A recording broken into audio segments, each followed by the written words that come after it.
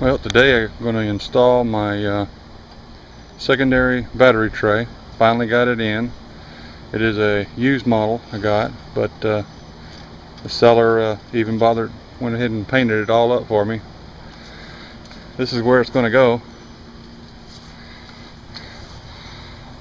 As you can see, I'm going to have to move the canister and the alarm to get that out of the way to make room for the battery tray to go in here. I'm going to try to document this as I go along. First thing I'm going to do is tackle getting this out of the way. It's got some Phillips screws in here. I think the best way to do it is just to take this whole bracket off to get to those screws, so that's what I'm going to do. Okay, I've got that off. Now I'm just going to remove the Phillips screws that's holding that bracket. Well, that came off pretty easy. There's actually only 2 screws holding it in place, but now I've got to take the canister off. Well, I'm doing a dry fit, and I'm going to have to move these vapor lines right here because they are touching down there at the bottom where it's got a mount. So I'm going to pull this back out, and right down there I'm going to have to move those, move that little bracket and move those wires over. Okay, after you've got it to this stage, I was going to mark where I needed to drill, but I realized there are factory divots where you're supposed to drill. So that really will help you out a lot. You just get your drill out and drill out those divots.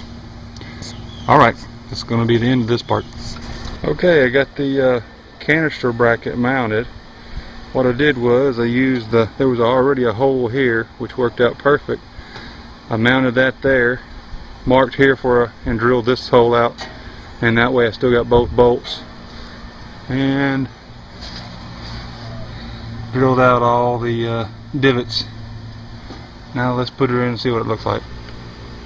Well, I temporarily put it in to see how everything fit, and we got a problem. Where I mounted that bracket using the existing bottom hole, it's just a little bit too high and won't allow this to slide under, and I didn't want it to pinch, but I've got a solution for that. I'm going to take this out. I'm going to take those 2 bolts out, and I'm going to grind the top out just a little bit so this bracket right here will sit down a little bit lower, and that should solve the problem. So this is what I did to solve the problem about the clearance issues. I just drilled a hole above the existing holes, and that should bring me back where I need to be. We'll just see once I install it. Okay, I put it in and did a dry run to try to see where my cables needed to be. This little white bracket holder right here was down lower on the original, and it had a little white clip pin in there. I took this out, took the clip pin out, drilled it out, and used one of the original bolts that held the canister to keep this line tight. And then I just kind of tweaked it a little bit and then cut it off.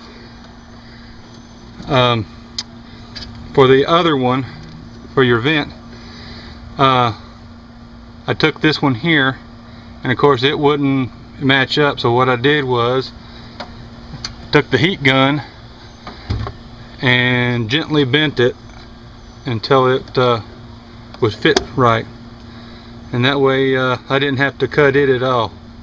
So now I'm going to put it in and see what she looks like. Alright, got it all put in, got all the bolts in, it's secure.